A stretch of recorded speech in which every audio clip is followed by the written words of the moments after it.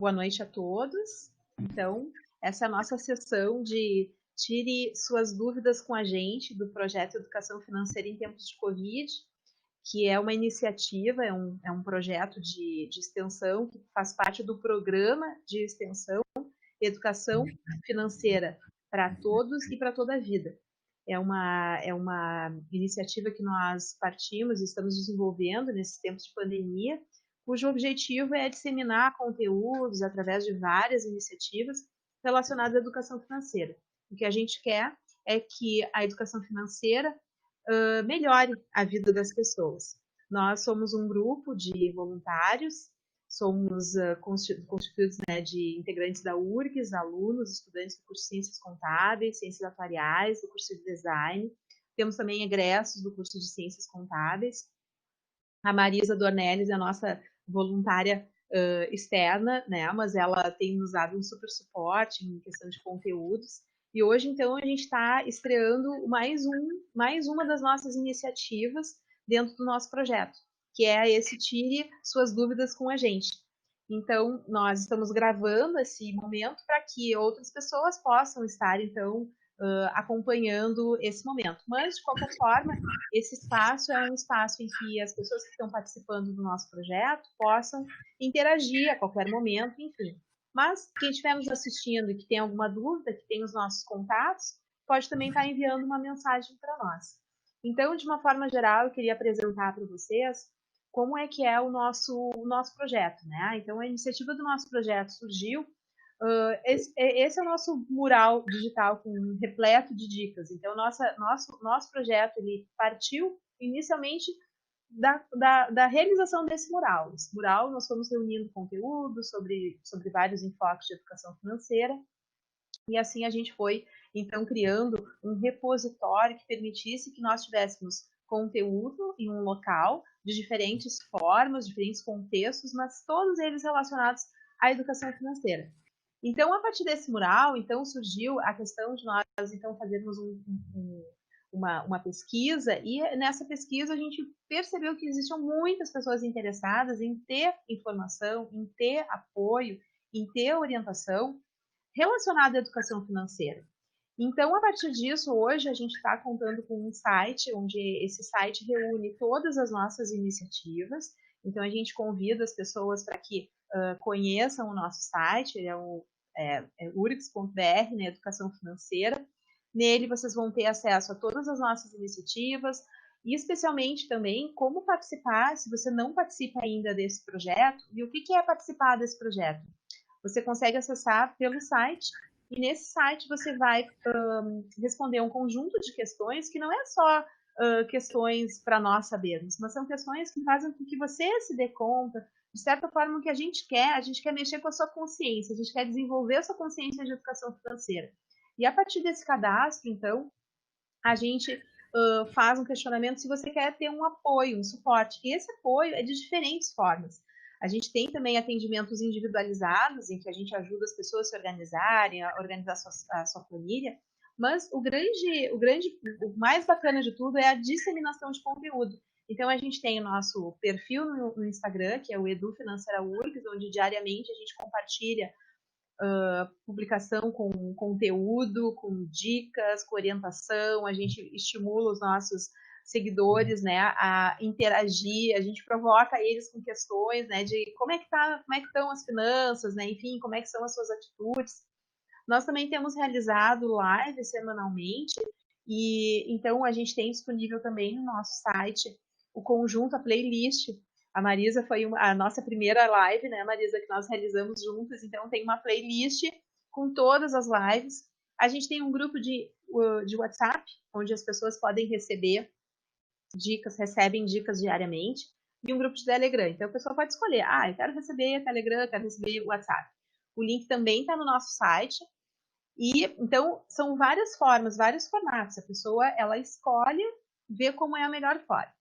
E uma das formas que a gente também atua e está em contato com o nosso interessado em educação financeira é a partir daquela pesquisa que o pessoal se cadastra, a gente envia semanalmente informações e as iniciativas, os feitos, eu digo, né, eu gosto de chamar assim, os feitos do nosso projeto. Então, toda semana a gente manda alguma novidade, né? E há umas 2 semanas atrás, então, nós questionamos os nossos pesquisados, né, os nossos participantes, que já conta com mais de 650 pessoas. Nós perguntamos para elas, olha, a gente quer criar um espaço em que a gente possa fazer uma interação, já que vocês estão recebendo toda semana, então a gente quer saber que dúvidas que vocês têm. Vocês gostariam de esclarecer alguma dúvida? Então a gente criou esse espaço, nesse ambiente, que a gente chama de webconferência, é um pouco diferente de uma live, porque a ideia é a gente... não deixa de ser uma live de Instagram, né? Mas é um pouco diferente porque a gente consegue compartilhar a tela, a gente consegue escrever com as pessoas que estão interagindo, né? Então, a gente está criando aí esse momento aí, tá? Então, a gente apresentou algumas questões e a gente teve esse resultado, algumas perguntas, por onde começar a investir, quais são os principais conceitos de investimento, como que posso criar uma reserva de emergência, como que posso me organizar para quitar minhas dívidas. Ó, por exemplo, essa questão ninguém teve interesse nessa pergunta, então hoje a gente não vai tratar dela, a gente pode até passar, né, mas hoje a gente não vai tratar sobre ela específica. Mas qual é a diferença entre renda fixa e variável? Em qual momento da vida a gente pode investir? E além dessas perguntas, a gente também deixou um campo em aberto, pedindo para as pessoas, tem alguma pergunta a mais? Então a gente vai procurar apresentar aí no decorrer dessa nossa apresentação esses esclarecimentos. Então, eu combinei aqui com a Marisa, a gente vai fazer na verdade, a Marisa vai conduzir toda essa parte de investimentos, porque ela é planejadora financeira, pode até se apresentar, né, que ela é certificada, então é muito melhor a gente escutar de uma especialista, né, e aí depois, mais adiante, quando entrar algumas questões mais específicas, aí eu retomo. Então tá, muito obrigada. Marisa, contigo. Então tá bom. Muito obrigada pelo convite. Eu estou muito contente de participar do projeto. Realmente educação financeira é uma matéria muito apaixonante, né? A gente percebe que as pessoas precisam disso. Às vezes a gente precisa dar um empurrão nas pessoas, mas a gente sabe que todo mundo precisa de educação financeira, né? Então, a gente conversando, eu e o Andy, a gente chegou a uma conclusão que a gente precisava mais um canal de interação, né? E então, a gente, através dessas perguntas, a gente vai começar. Se depois surgirem outras, a gente vai respondendo. Então, porque a gente tem focado bastante no projeto sobre a organização financeira. Então, classificar receitas, despesas, conseguir se organizar financeiramente com o objetivo de que sobre um recurso, que a gente seja superavitário, e aí, a partir do momento que sobra o dinheiro, a gente precisa aprender um pouquinho sobre por onde começar, onde investir. E então, essas são as principais questões que a gente vai responder hoje. Então, por onde começar a investir, né? Uma questão crucial nessa questão de por onde começar é a gente saber para que a gente precisa do dinheiro que a gente vai guardar. Então, muitas vezes a gente quer saber sobre investimentos, mas quando, na verdade, o mais importante é a gente estabelecer metas para esses investimentos, né? Porque dependendo de qual é o nosso objetivo com esse dinheiro, a gente vai ter um investimento certo ou um investimento determinado para aquele objetivo e um outro tipo de investimento para um outro objetivo. Então, o principal é a gente saber por que a gente está guardando dinheiro, se esse dinheiro a gente pode abrir mão de ter ele a qualquer momento, ou se a gente precisa ter liquidez com ele. Então, isso é muito importante, que a gente saiba qual é o objetivo da nossa reserva financeira. Tá? Esse slide aqui é só para a gente ilustrar que a gente tem objetivos de curto prazo, que pode ser uma viagem no final do ano, objetivos de médio prazo, que é dar entrada na casa própria, ou fazer uma pós-graduação, e objetivos de longo prazo, que é normalmente a gente se preparar para a independência financeira ou para a aposentadoria. Então, dependendo do objetivo da nossa reserva, a gente vai ter um ou outro tipo de investimento. Um outro ponto bem importante sobre por onde começar a investir também é se conhecer. Então, às vezes, a gente sabe qual é o nosso objetivo, tem ideia do prazo que a gente vai precisar desse dinheiro, mas a gente precisa saber se a gente vai ficar mais tranquilo em investimentos um pouco mais arrojados ou se a gente é daquele tipo mais conservador e que a gente, então, prefere ganhar menos, mas ganhar certo.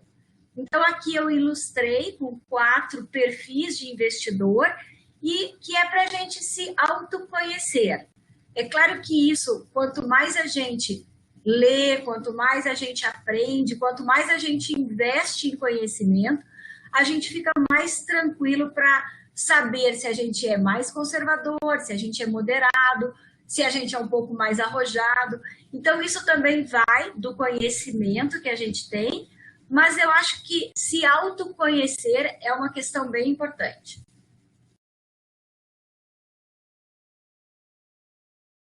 Bom, aí, então, entrando assim, ó, a gente entendeu para que é a nossa reserva, a gente se conheceu um pouquinho mais dos investimentos e se autoconheceu em termos de perfil. Então, tem algumas questões bem básicas que a gente precisa conhecer até para não cair em fraudes, tá? Então, os principais conceitos de investimentos que a gente precisa conhecer, porque a gente escuta muito falar sobre CDI, sobre taxa Selic, mas a gente precisa ter uma ideia na prática do que é isso, né? Então, vamos começar ali no slide, aparece o que é taxa Selic, tá? Vamos começar pela taxa Selic, que é a taxa básica de juros da economia. Essa taxa é determinada pelo Comitê de Política Monetária do país a cada 45 dias. E, atualmente, no Brasil, a gente está vivendo uma mudança estrutural da taxa Selic. Ela, até 3 anos atrás, ela era em torno de 14% ao ano, e hoje ela está em 2,25%. Isso é uma diferença bem grande, principalmente para os investimentos atrelados à taxa Selic, que são os investimentos mais conservadores. Decorrente da Selic, a gente tem o CDI, que é o Certificado de Depósito Interbancário. Essa é uma taxa que os bancos usam para se emprestar dinheiro diariamente, porque quando fecha o dia, os bancos precisam estar no positivo. Então, se um está negativo, teve mais saques do que depósitos, e o outro está com mais recursos do que aquele deficitário, eles se trocam dinheiro. E a taxa que eles usam para isso é o CDI. Ela acabou ficando como um balizador também de objetivos de investimento. Então, a gente escuta muito falar, é 100% do CDI, é 95% do CDI. Na verdade, é essa taxa que ela é muito próxima da taxa Selic. É praticamente a mesma coisa, ela é um pouquinho menor, porque é a taxa dos bancos e a taxa Selic é a taxa oficial, mas ela é praticamente a mesma coisa. Depois a gente fala um pouquinho sobre IPCA, que é o nosso índice principal de inflação. E o que é a inflação, né? A inflação é a desvalorização do dinheiro no tempo. Então, a gente tem um dinheiro, um valor no início do ano, e esse mesmo valor, esse mesmo recurso, vai estar comprando menos bens, porque ele perdeu valor durante esse ano todo. Essa é a inflação, tá? Que no nosso país é medida através do IPCA. O IBGE faz uma consulta nos lares, nos comércios, nas concessionárias todo mês e apura se houve alta ou queda de preços. Nesse momento, a gente, por conta da pandemia, está tendo um movimento bem atípico da inflação, porque as pessoas não estão comprando e aí, então, os preços não estão subindo de uma maneira geral, tá? A meta de inflação do país é que a inflação fique em torno de 4%. Com toda essa confusão, toda essa pandemia, a gente tem visto que o IPCA vai provavelmente terminará o ano entre 1,5% e 2% nesse ano de 2020. Mas o que isso interessa em termos de remuneração dos investimentos? É porque o juro real, que é aquele valor que a gente realmente ganha quando aplica dinheiro, que a gente ganha acima da inflação, o juro real é um indicador que representa o verdadeiro ganho do nosso investimento. É a diferença entre a taxa Selic e a inflação. Então, a gente vai ter lá quanto é o juro real. No slide seguinte, a gente tem um gráfico que mostra, desde 2010 até final de 2019, o comportamento do juro real. Então, ali no azul, a gente tem a taxa Selic. Vocês podem ver que ali, no final de 16, a taxa Selic estava bem alta, por volta de 14%. Daí a gente tem o IPCA, que é esse amarelinho, e o juro real, que é a diferença entre um e outro. Tá? Então, o importante é a gente saber se aquele investimento que a gente está entrando, está fazendo a aplicação dos nossos recursos, está gerando um juro real, se a gente realmente está ganhando alguma coisa. Quando esse juro real empata com a inflação, a gente só corrigiu o dinheiro no tempo. De qualquer maneira, é melhor do que deixar o dinheiro embaixo do colchão, porque embaixo do colchão ele desvaloriza e a gente perde até o valor do dinheiro no tempo. Tá? Então, esses são os conceitos principais, e uma coisa bem importante até para a gente não cair em fraudes, em promessas falsas, é a gente ter uma ideia concreta de quanto é a taxa Selic, de quanto é a taxa que baliza a nossa economia atualmente. Por exemplo, hoje a taxa Selic está em 2,25. Então, se alguém chega e promete uma remuneração de 2% ao mês, com garantia, sem risco, a gente vai acender um alerta de que praticamente é impossível tu ganhar 2% ao mês sem correr riscos, se a nossa taxa de juros está 2,25 ao ano. Então, só da pessoa ter esse conhecimento já evita que ela caia em fraudes, ela acredite em promessas que a gente percebe que não são verdadeiras.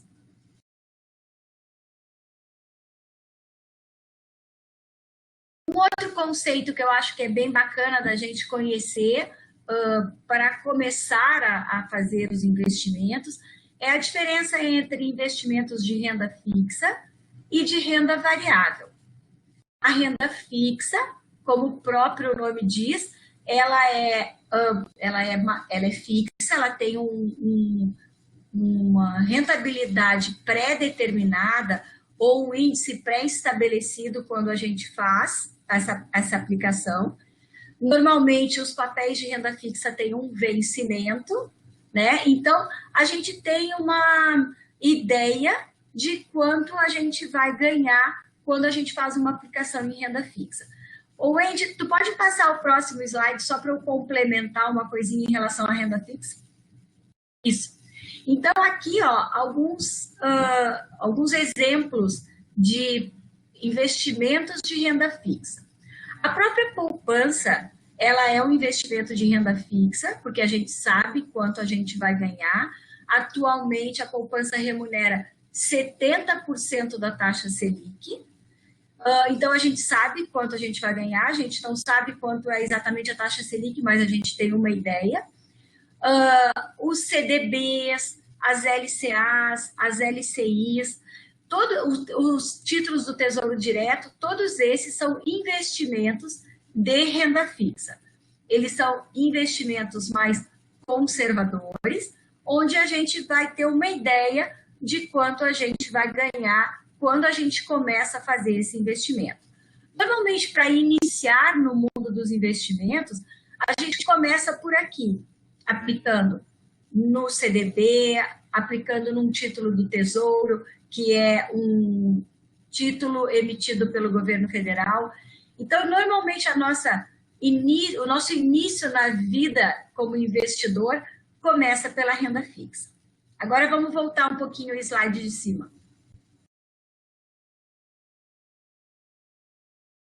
Que daí eu vou... Ok.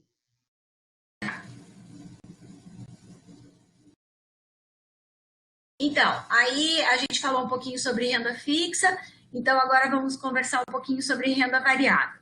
A renda variável, como o próprio nome diz, ela varia, né? A gente não tem uma ideia no momento que a gente compra, que a gente investe nesse tipo de investimento, de quanto a gente vai ganhar. Então, a gente vai passar 2 slides aqui só para ter uma ideia de quais são os investimentos de renda variável. E aí a gente tem aqui. O principal exemplo de investimento em renda variável são as ações. As ações são uma parte, a menor parte de uma empresa, e quando a gente investe em ações, a gente está se tornando sócio de uma empresa. Só que investir em ações, ela tem muitas variáveis, né, que influenciam naquele tipo de investimento.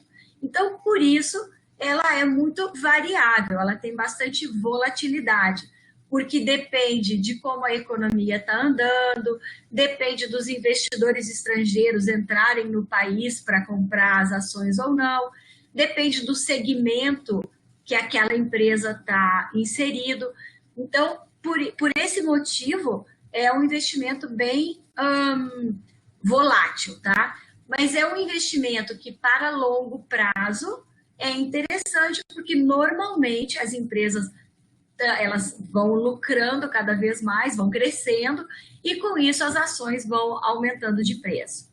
Outros exemplos de renda variável são as commodities, que pode ser commodities agrícolas, commodities metálicas, as moedas, dólar, euro, por exemplo, e os fundos de ações, que são fundos de investimentos que compram esses papéis de renda variável, tá?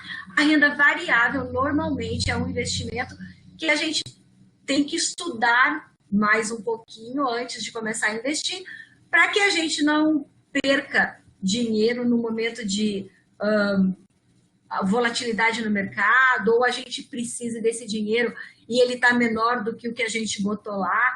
Então, normalmente, ele não é um investimento utilizado, por exemplo, para reserva de emergência, porque a gente, se precisar dele, pode ser que naquele momento ele não esteja valendo tanto quanto o recurso que a gente aplicou. Tá?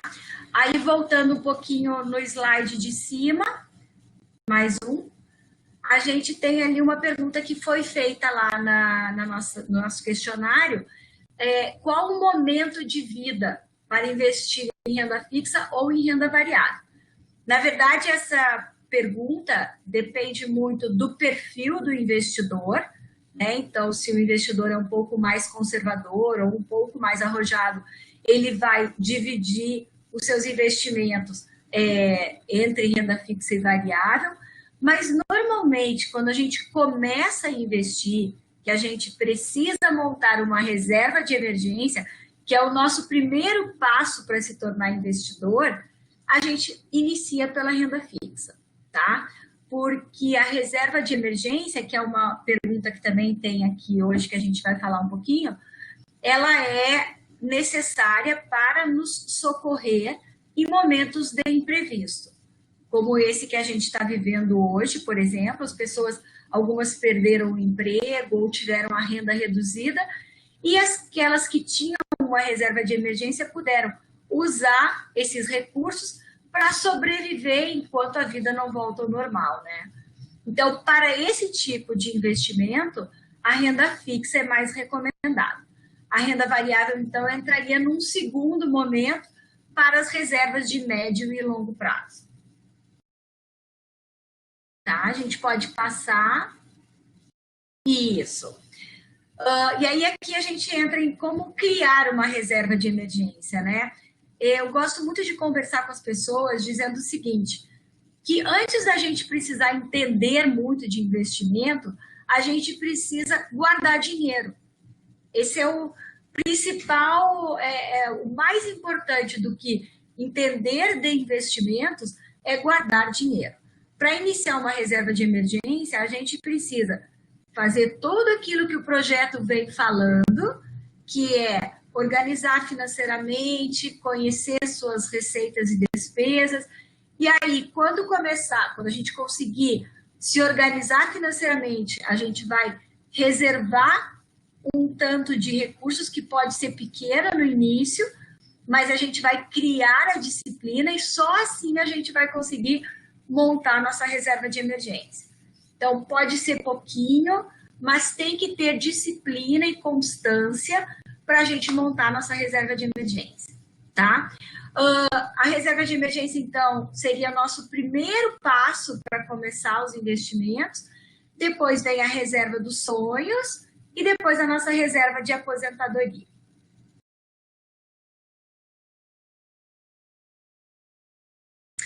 Essa foi uma pergunta bem interessante. Até o Wade pode... não sei se a pergunta está aparecendo aí. Isso aqui eu anotei baseado na pergunta. Que a pessoa colocou uma pergunta até bem extensa sobre como que ela poderia se entusiasmar de fazer uma reserva de emergência, ou como que ela poderia começar a fazer essa poupança, porque às vezes ela até se organizava financeiramente, mas ela não conseguia partir para o segundo passo, e aí ela acabava perdendo a vontade de se manter organizada e fazendo com que sobrasse um dinheirinho no final do mês. Isso é um viés comportamental bem estudado nas finanças comportamentais, que é o viés do presente, porque as pessoas tendem, e o cérebro humano ele é feito para isso, fazer com que a gente tenha conforto no curto prazo, que a gente se dê prazeres no curto prazo, porque o longo prazo parece que está muito longe e que vai demorar a chegar. Então, a gente prefere gastar dinheiro imediatamente do que economizar um pouquinho hoje e guardar para o futuro. Mas o que a gente precisa, assim, até na pergunta ela dizia assim, qual seria uma dica para que a gente pudesse partir para esse segundo passo? Então, a gente precisa enxergar que no futuro, a gente precisa valorizar o que a gente quer no futuro. Então, por exemplo, eu quero viajar daqui a um ano e vai ser super legal. Então, eu vou abrir mão de um prazer imediato, de repente comprar uma blusa nova, ou sei lá, comer no restaurante mais seguidamente. Eu vou abrir mão desse prazer imediato porque eu vou ter certeza que lá no futuro o que eu estou querendo é muito legal. Então, eu preciso valorizar o futuro para que eu possa ficar conformado de abrir mão desse prazer imediato, né? Então, a Wade botou ali a pergunta, como abrir mão desse prazer, esse gasto imediato, por um outro no futuro? A ideia, então, aqui é valorizar o futuro, é saber que o que a gente vai fazer lá na frente também é muito bacana e que se a gente não abrir mão desse curto prazo, a gente não vai conseguir realizar o que tem lá na frente. Então, a gente precisa enxergar o futuro como uma coisa legal para conseguir abrir mão de pequenas coisas no curto prazo, que às vezes nem é tão importante assim, né? É uma maneira que a gente consegue, então, se organizar para poder economizar em algumas coisas, para poder usufruir melhor no futuro. E aí ela pergunta também aqui o que ela tem que ultrapassar para poder começar, né? Então, muitas vezes as pessoas não investem por medo. Então, medo do desconhecido, né? Não, investimento é para quem é rico, investimento é para quem tem dinheiro. Então, outro dia eu estava conversando com uma menina sobre isso e ela falou assim, tá, mas quanto dinheiro eu preciso para comprar um título do Tesouro? Aí eu falei para ela, R$30. Aí ela falou, R$30? Tipo assim, como que ela não sabia disso? E aí ela percebeu que ela não precisava de muito dinheiro para começar, né? Então, às vezes, as pessoas, por medo, por desconhecimento, elas não vencem esse primeiro obstáculo. A outra questão é a desorganização. Então, a Wendy está colocando aqui que é super importante a organização do nosso orçamento, né? A gente conhecer onde a gente pode economizar para daí começar a investir para usufruir no futuro. E a indisciplina, porque como eu já disse aqui agora, ter disciplina é o mais importante, porque muito mais importante do que conhecer os investimentos é guardar dinheiro. Esse é o passo mais importante, é trabalhar e conseguir juntar dinheiro para depois, então, a gente partir para a parte dos investimentos. Tá? Aqui, então, fica uma dica, né, de como que a gente pode começar. Então, elaborando o fluxo de caixa, que é isso que o projeto vem frisando bastante, né? Que é colocar no papel, fazer uma planilhinha com todas as nossas receitas e as nossas despesas, definir objetivos, que é uma coisa importante, porque isso nos dá prazer em guardar, porque a gente vai saber para que vai usar. Ter disciplina, mesmo que seja pouquinho, guardar sempre e continuamente. Investir em conhecimento, que é nosso maior investimento, e não procrastinar, que é uma palavra difícil, mas é bem bacana. Nas finanças comportamentais também tem uma questão de que é a crença no nosso eu futuro. Não, eu vou deixar para o mês que vem, porque lá eu vou ganhar mais, porque lá eu vou ser melhor. Então a gente procrastina, a gente deixa para fazer depois, ao invés de fazer no momento. Então, não deixar para fazer depois, porque isso é uma crença infundada. A gente não vai ser melhor, não vai ganhar mais para precisar começar. A gente pode começar hoje mesmo.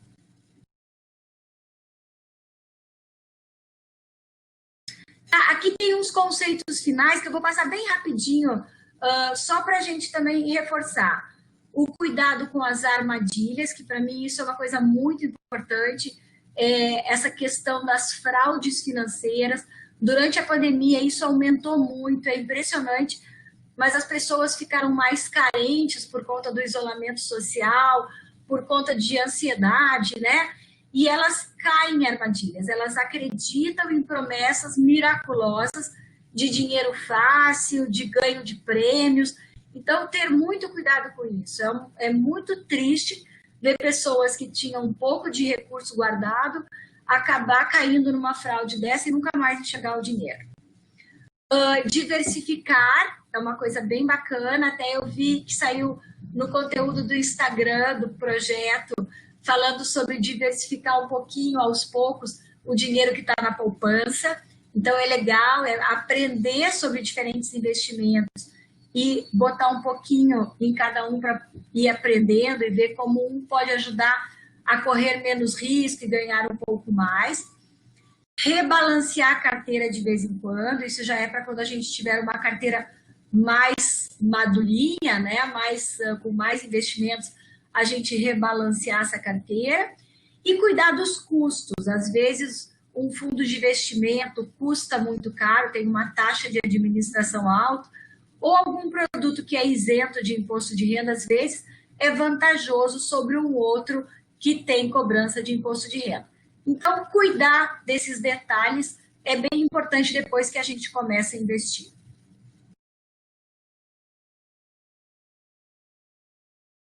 Acho que a gente passou geral assim por todas as perguntas. Não sei se a Wendy quer fazer mais alguma observação. Então, Marisa, bem legal esse nosso Tira Dúvidas. A gente, enfim, a gente tem aí tem algumas perguntas aí que foram aquelas extra, né, que algumas pessoas colocaram, e então a gente deixa aqui a dica, né, perguntas que envolveram, assim, tópicos de finanças entre o casal, questão do consumo, responsabilidade, né, financeira, que eu acho que está relacionada aí o que tu comentaste, né, também. E E também a questão do controle, a organização, disciplina, estabelecimento de metas, decisões, educação financeira. E aí aqui a dica também que a gente faz é reforçar, porque muitas pessoas, claro, a gente são tantas possibilidades, né? E nosso projeto tem esse fim aí. A gente tem live, a gente tem dica no Instagram, no Facebook, a gente tem um mural, a gente tem um site, a gente tem pesquisa, tem esse espaço. E a gente por quê? Porque realmente, assim, a educação financeira a gente quer bombardear de alguma forma chegar.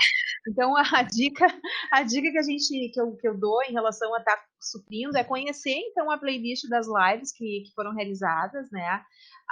Como nós temos realizado as lives no Instagram da Faculdade de Ciências Econômicas, né? Eles salvam elas todas no YouTube, mas a gente também está disponibilizando no site, né? Essa playlist de lives. Então, a gente já teve lives sobre o replanejamento do orçamento pessoal, a gente teve lives sobre finanças entre o casal, a questão dos filhos e a educação financeira, os melhores investimentos, né, para estar fazendo quais são os melhores investimentos em tempos de pandemia, né? E a Marisa aí comentou, né, que buscar conhecimento é um dos investimentos que vale a pena também, né? Nós tivemos uma live também que tratou sobre a questão da resiliência financeira, tivemos uma live que tratou sobre finanças corporativas, falamos também sobre o papel, e é bacana também de trazer, assim, existem alguns profissionais que têm uma ênfase maior também, então a gente, quando conversou com a Marisa a questão do planejador financeiro, nós tivemos uma live com o papel do contador, né, apoiando ali o empresário e a educação financeira. Teve aquela, Wendy, das finanças comportamentais, que foi muito bacana. Isso, as finanças comportamentais.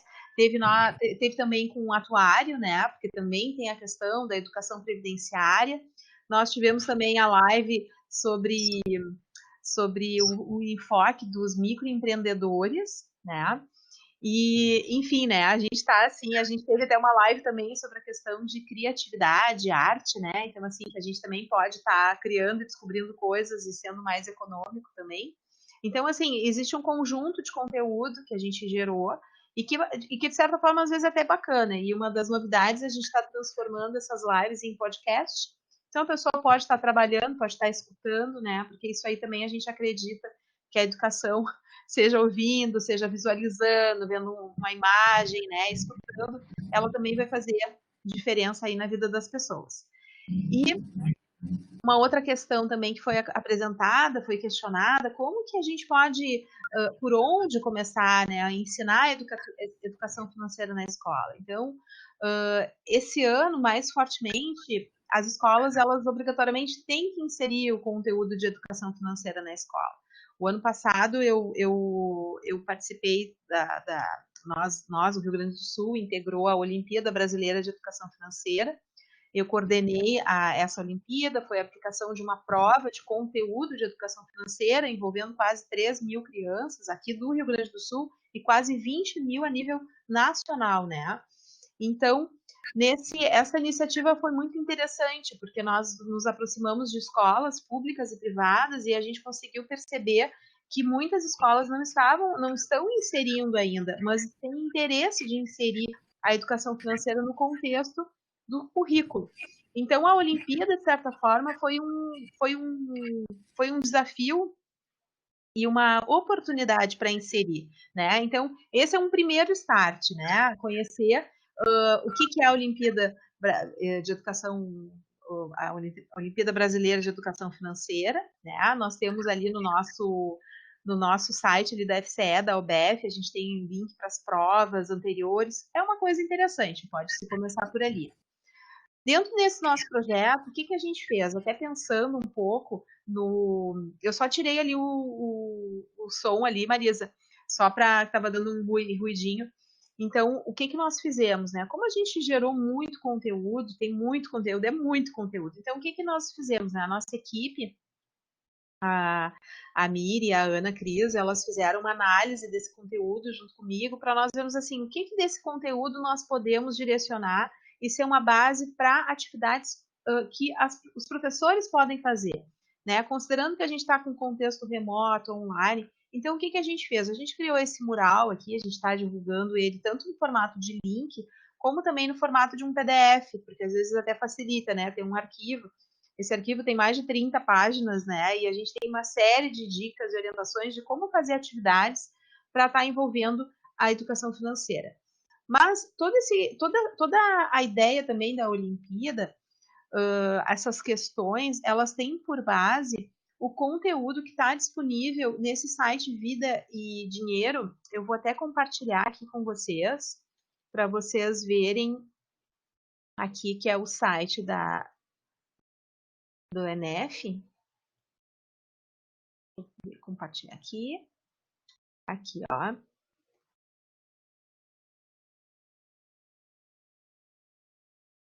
ENEF é a Estratégia Nacional de Educação Financeira, né? Então, dentro desse site, ele tem aqui um material didático.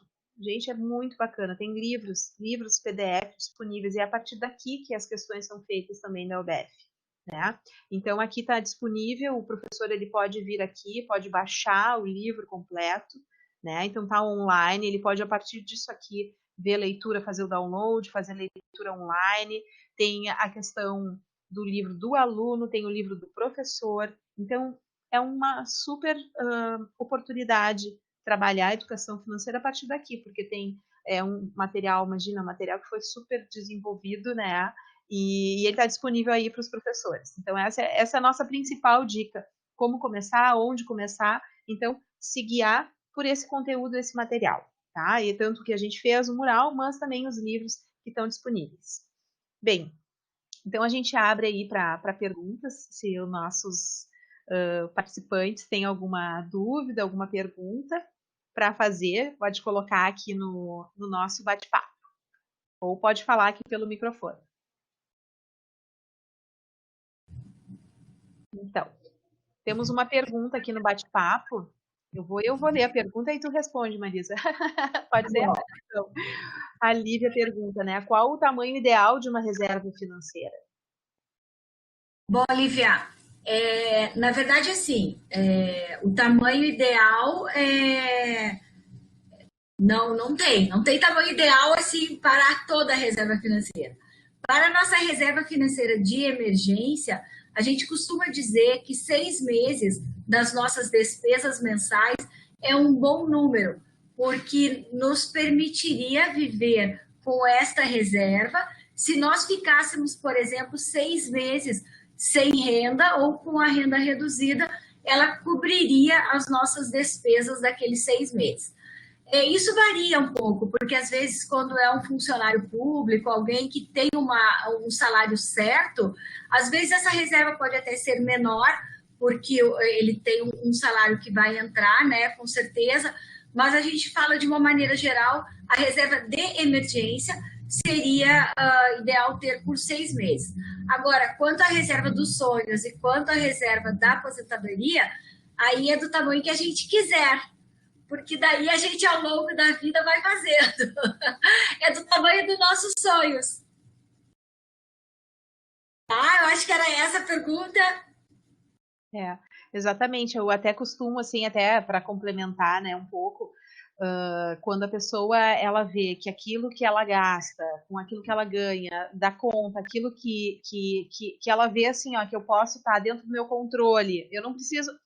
Tu vai criar uma reserva, tu customiza a reserva, né? Então, eu achei muito legal a fala que tu fez, eu acho que eu não tinha pensado dessa forma, né? Mas eu me vislumbrar lá no futuro, como é que eu quero me ver lá no futuro. E é isso que eu acho que vai influenciar o tamanho da minha reserva, né? E eu acelerar esse processo, né? Porque não que eu queira chegar lá no futuro, mas quanto maior essa minha reserva, eu posso antecipar o meu futuro, né? Exatamente, eu vou antecipar. Por que eu vou deixar para viajar daqui 4 anos? Né? Se eu posso, daqui a pouco, em 3 anos, eu viajar. Exato. Então, eu vou ter que... Essa definição de antecipar, ela vai depender de agora, né? Claro que a gente tem que levar uma série de condições, né? Hoje a gente está numa situação que é muito complicada, a gente está falando em reserva, e as pessoas, assim, dizem assim, pô, mas eu mal consigo, né, me virar. Mas, enfim, se a pessoa pensa... tu sabe que é uma coisa muito bacana até da gente comentar, que muitas vezes guardar dinheiro depende da cabeça de cada pessoa, independente de quanto ela ganha. Porque nessa última pesquisa da Ambima, ficou provado que, independente da pessoa ser da classe A ou da classe C, por exemplo, mais pessoas guardavam dinheiro sendo da classe C do que da classe A. Isso depende muito da cabeça da pessoa e das metas, dos objetivos que ela se coloca. Então, às vezes, a pessoa diz assim, eu não guardo dinheiro porque eu ganho pouco. Não é verdade, sabe? Às vezes a pessoa ganha muito e ela não guarda dinheiro. Guarda também. Então, isso depende muito do comportamento das pessoas e esse start para começar a fazer isso, às vezes é uma mudança de comportamento que até tem uma outra pergunta ali. Eu tô achando que é bem parecido com isso que tu tá falando, né, que o Diego fez. O que é mais importante, a frequência ou o volume? E qual é a relação entre elas? Exatamente. Então, Diego, o mais importante, com certeza, é a frequência, é a disciplina, sabe? Tu guardar um pouquinho cada vez, porque o que acontece? Quando tu começa a guardar um pouquinho cada vez e tu começa a ver crescer aquela reservinha e tu começa a vislumbrar que aquilo que tu desejou para o futuro, tu vai conseguir fazer com aquela reservinha, o volume vai meio que crescendo naturalmente.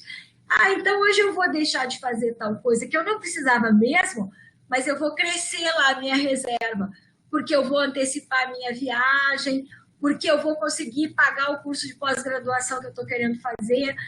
Então eu consigo vislumbrar lá na frente uma coisa boa e diante do que eu vou abrir mão aqui no presente.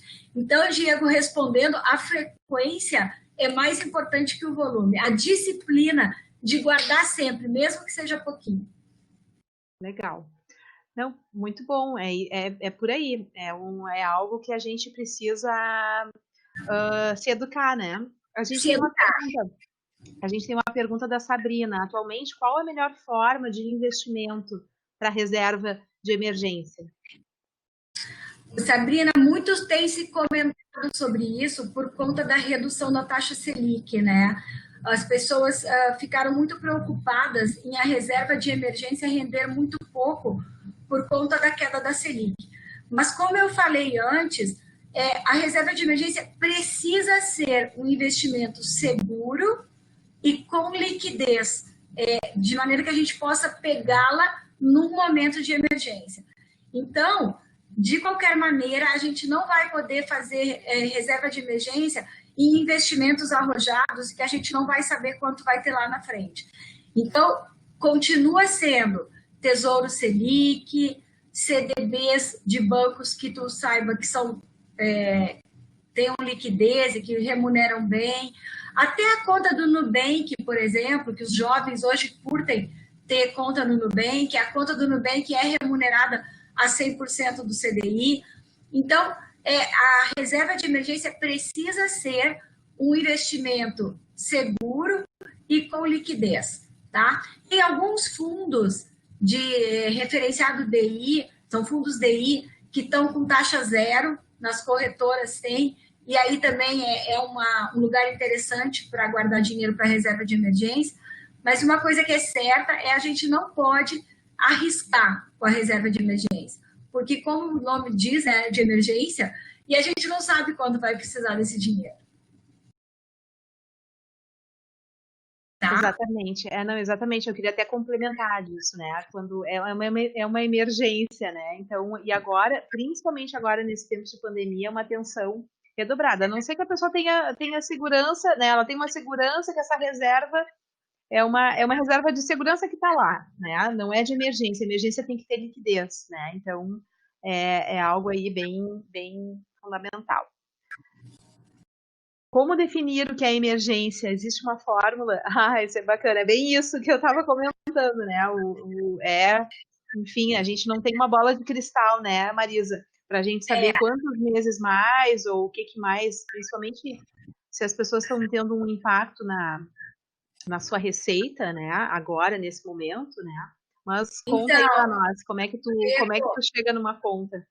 Então, na verdade, não existe uma fórmula, tá? O que existe é essa vamos dizer, esse estudo já baseado na prática, que de 6 meses a 12 meses das nossas despesas mensais seria um bom número para estar na reserva de emergência, tá? Então, definir o que é emergência. Por exemplo, eu fiquei desempregado, perdi minha renda, isso é uma emergência. Eu fiquei doente, não posso trabalhar por um determinado número de dias, isso é uma emergência. Então, emergências são coisas que é bom, que a gente precisaria estar colocando dinheiro e a gente não está rendendo. Então, isso é uma emergência. A gente sempre dá como exemplo também manutenção da casa, destelhou tudo, veio um vendaval e a gente ficou sem telhado. Isso é uma emergência. Então, para que a gente não precise fazer um empréstimo para suprir essa emergência, a reserva está lá, para que a gente possa ter esse dinheirinho guardado para cobrir um momento de emergência, para não precisar recorrer a empréstimo.